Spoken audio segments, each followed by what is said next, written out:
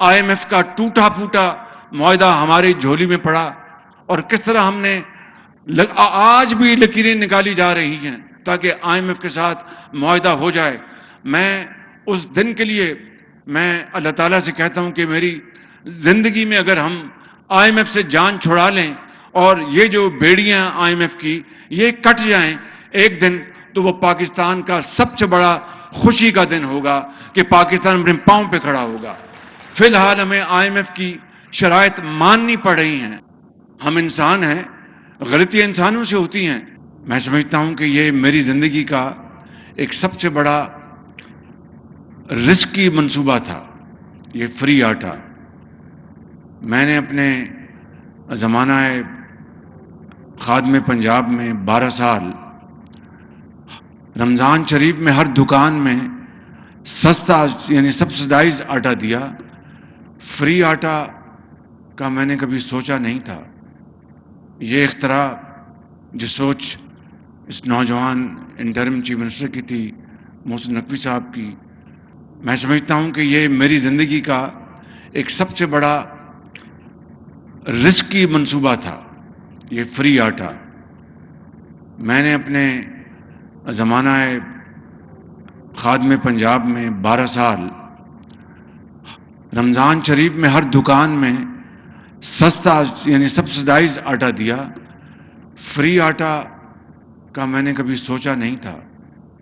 یہ اختراع جو سوچ اس نوجوان انٹرم چیف منسٹر کی تھی، محسن نقوی صاحب کی، اور پھر جب میں نے میٹنگز کی اور کئی میٹنگز کی تو انہوں نے، اور چیف سیکرٹری صاحب بھی موجود تھے اور بھی لوگ موجود تھے، میں یہ کہہ رہا تھا کہ ہم ہر دکان پہ سستا آٹا دیں، فری نہ دیں، تاکہ دھکم پہل ہوئی تو اس کا کون جواب دے گا، کہیں خدا نہ خواستہ معاملات ہاتھ سے نکل جائیں. بڑی سوچ بچار کے بعد یہ فیصلہ ہوا. کہیں اکا دکا واقعات ہوئے جس کا ہم سب کو بہت افسوس ہے، لیکن میں یہاں پر شاباش دینا چاہتا ہوں پنجاب کے چیف منسٹر کو اور پنجاب کے چیف سیکرٹری اور IG پنجاب کو اور ان کی تمام انتظامیہ کو کہ انہوں نے بڑی جاں فشانی سے یہ مرحلہ طے کیا. ابھی بھی کچھ دن باقی ہیں. انشاءاللہ یہ فری آٹے کا جو مرحلہ انشاءاللہ بڑی اچھے طریقے سے طے ہو جائے گا. تقریباً 8 سے لے کے 10 کروڑ لوگوں کو اس فری آٹا سے اس کا فائدہ پہنچ رہا ہے. 8 سے 10 کروڑ لوگ پنجاب میں. یہ کوئی معمولی بات نہیں ہے. منہ سے کہہ دینا کہ 8 سے 10 کروڑ لوگ اس سے مستفید ہو رہے ہیں.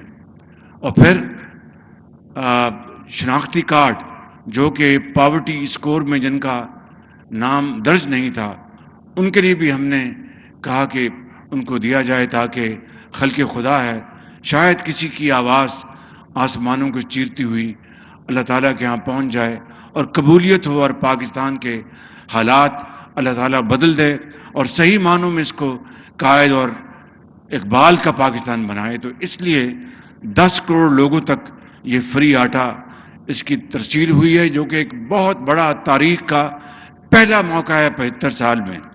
میں ایک مرتبہ پھر ان کو سب کو میں ستائش پیش کرتا ہوں. انشاءاللہ بہت شاندار کام ادا کیا ہے. آگے چل کر میں یہ کہنا چاہتا ہوں کہ اس شہر لاہور میں جو میاں نواز شریف کی قیادت میں جو منصوبے بنائے گئے آپ کے بچوں کی، آپ کے آنے والی نسلوں کی خوشحالی اور سکون اور ان کی حفاظت کے لیے، وہ بے شمار ہے. میں کسی ایک منصوبے کا نام نہ لوں، اگر گنتی شروع کروں تو شاید فہرست مکمل نہیں ہوگی، مگر یہ نشست یہ برخاست ہو جائے گی. چاہے یہ گریٹر اقبال پارک ہو، چاہے آپ کا میٹرو بس ہو، چاہے آپ کا یہ ہسپتال ہو، چاہے آپ کی یہ کرکٹ گراؤنڈ ہو. یاد ہے نا آپ کو یہ کرکٹ گراؤنڈ، یہاں پر آوارہ کتے پھرتے تھے، نشئی بیٹھتے تھے. درست ہے کہ نہیں درست ہے؟ بھائی زور سے بات کرو، یہ بات درست ہے؟ بجلی کے منصوبے، 20 گھنٹے کی لوڈ شیڈنگ تھی. نواز شریف کی قیادت میں 20 گھنٹے کی لوڈ شیڈنگ ختم ہوئی 2018 میں، یہ کوئی معمولی بات نہیں تھی، یہ اللہ تعالیٰ کے فضل و کرم سے ایک بڑا عظیم کارنامہ تھا کہ بجلی کی لوڈ شیڈنگ ختم کرنا۔ اس کے بعد کیا ہوا، آج میں آپ سے بڑی ایک دل سے باتیں کرنا چاہتا ہوں۔ اس کے بعد کیا ہوا، 2018 میں جھرلو الیکشن ہوا، اور مجھے نہیں پتا کہ وفاق میں نیشنل اسمبلی میں میاں نواز شریف کی قیادت میں مسلم لیگ نون کو کتنی سیٹیں ملتی اور پنجاب میں کتنی سیٹیں ملتی، لیکن ایک عام آدمی، ایک چھاپڑی والا بھی اس بات کی گواہی دیتا تھا کہ نواز شریف کی قیادت میں جو 2013 سے 18 تک جو ترقی اور خوشحالی کا سفر پورے پاکستان میں ہوا اور پنجاب میں ہوا، اس کے پیش نظر لوگ اپنے دل سے نون کو اور شیر کو اور نواز شریف کو ووٹ دینا چاہتے تھے، لیکن مہر کہاں لگی اور کون جیت کے آیا، یہ ایک ایسی تلخ داستان ہے کہ جس کے اوپر اگر میں بات کروں تو آپ کے آنسو نہیں تھمیں گے کہ اتنی بڑی تاریخ کی گڑبڑ ہوئی۔ یعنی عام طور پر دیہاتوں میں جو انتخابات کے رزلٹس ہیں اس میں 1-2 دن لگ جاتے ہیں، یہ الٹا چکر ہوا کہ دیہات میں فر نتائج آنا شروع ہو گئے اور شہروں کے نتائج کئی ہفتے تاخیر کا شکار ہو گئے۔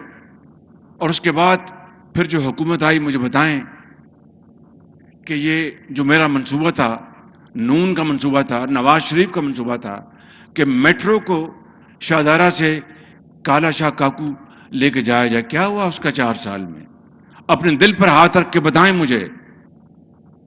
یہ جو ہم نے پروگرام بنایا تھا کہ راوی تک ہم فلائی اوور بنائیں گے اور اس کے لیے پوری اس کی مکمل طور پر اس کی فیزیبلٹی بن گئی تھی، وہ الیکشن سے پہلے آخری مہینے تھے، میں آپ سے یہاں پر وعدہ کر کے گیا تھا کہ انشاءاللہ اللہ نے موقع دیا تو 2018 میں یہ سارا مکمل ہو جائے گا۔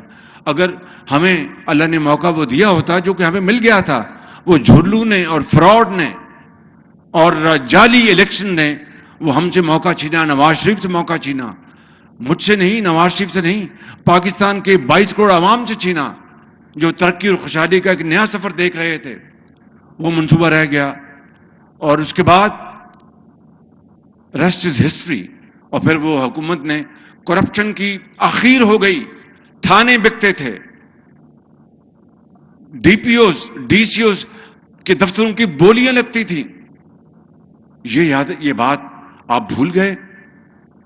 میرے زمانے میں، نواز شریف کے زمانے میں کسی کی جرت تھی کہ وہ تھانے کی بولی لگوا لے یا ڈپٹی کمشنر یا ڈی پی او کے دفتر کے عہدے کی بولی لگوا لے؟ کوئی سوچ نہیں سکتا تھا۔ ہم انسان ہیں، غلطیاں انسانوں سے ہوتی ہیں، ضرور کوتاہی ہوئی ہوگی، یہ اللہ تعالیٰ بخشنے والا ہے، معاف کرنے والا ہے۔ مہنگائی ہے، اس میں کوئی شک نہیں۔ اگر مجھے یا اس نوجوان انٹرم وزیر اعلیٰ کو یا اس کی ہماری انتظامیہ کو یا ہماری حکومت کو اگر عوام کا درد نہ ہوتا، میں پرانی باتیں نہیں دہرانا چاہتا کہ ایسا نہ ہو کہ مبادہ آپ یہ سمجھے کہ میں خود نمائی سے کام لے رہا ہوں، لیکن میں اسی مثال کو آپ کے سامنے رکھ کر بتاتا ہوں کہ مہنگائی ضرور ہے اور مجھے پتا ہے کہ عام آدمی کی زندگی تنگ ہے، میں جانتا ہوں اس بات کو، اسی لیے ہم نے یہ فری آٹے کا انتظام کیا۔ اس کے اوپر کتنے ارب لگے؟ 65 ارب روپے ایک مہینے میں، صرف رمضان شریف کے مہینے میں لاہور سے لے کے کوٹ سبزل تک، رحیم یار خان اور ادھر اٹک تک 65 ارب روپے کی خطیر رقم سے یہ فری آٹے کا انتظام کیا گیا ہے۔ کیوں؟ اس لیے ابھی بیٹھ جائیں، ذرا بات سننے میری، بھائی بیٹھ جائیں، بھائی بیٹھ جائیں، او بھائی بیٹھ جائیں۔ کیوں؟ اس لیے کہ مجھے، میرے قائد نواز شریف کو، مخلوط حکومت کو، ہم سب کو پورا احساس ہے کہ مہنگائی نے عوام کا جینا دوبر کر دیا ہے، اور مہنگائی کے کیا اسباب ہیں میں اس میں نہیں جانا چاہتا۔ وہ 4 سال کی کہانی ابھی میں نے اختصار کے ساتھ آپ کو بیان کی، پھر کبھی بتاؤں گا کہ کس طرح ہمیں IMF کا ٹوٹا پھوٹا معاہدہ ہماری جھولی میں پڑا اور کس طرح ہم نے آج بھی لکیریں نکالی جا رہی ہیں تاکہ IMF کے ساتھ معاہدہ ہو جائے. میں اس دن کے لیے میں اللہ تعالیٰ سے کہتا ہوں کہ میری زندگی میں اگر ہم IMF سے جان چھڑا لیں اور یہ جو بیڑیاں IMF کی یہ کٹ جائیں ایک دن, تو وہ پاکستان کا سب سے بڑا خوشی کا دن ہوگا کہ پاکستان اپنے پاؤں پہ کھڑا ہوگا. فی الحال ہمیں IMF کی شرائط ماننی پڑ رہی ہیں, ہمارے پاس کوئی اور چوائس نہیں, ہر کڑی ان کی شرط ہمیں ماننی پڑ رہی ہے, ہمیں اس کے بغیر ہم آگے نہیں چل سکتے. لیکن میں آپ کو یہ بات یقین سے کہنا چاہتا ہوں انشاءاللہ کہ یہ IMF کا معاہدہ ہو جائے. ہم دن رات محنت کر رہے ہیں, کوشش کر رہے ہیں. یہاں پر اب جو عدالت عظمیٰ میں اور پارلیمنٹ میں جو معاملہ چل رہا ہے وہ آپ کے سامنے ہے, وہ یہاں پر میں اس کے بارے میں کچھ نہیں کہنا چاہتا. کہنا یہ چاہتا ہوں کہ ہم انشاءاللہ دن رات محنت کریں گے, دن رات کوشش کریں گے آپ کے ساتھ مل کر, اور پاکستان کا ضرور ہم انشاءاللہ قائد اور اقبال کا پاکستان بنا کر دم لیں گے. اگر میری زندگی میں یہ سفر اقبال اور قائد کا سفر ہم شروع کر دیں تو میری روح قبر میں بڑی سکون سے ہوگی کہ جس کے لیے پاکستان بنا تھا, جس مقصد کے لیے, جس کے لیے عظیم قربانیاں دی گئیں, وہ قربانیاں آج رنگ دکھا رہی ہیں. تو میرے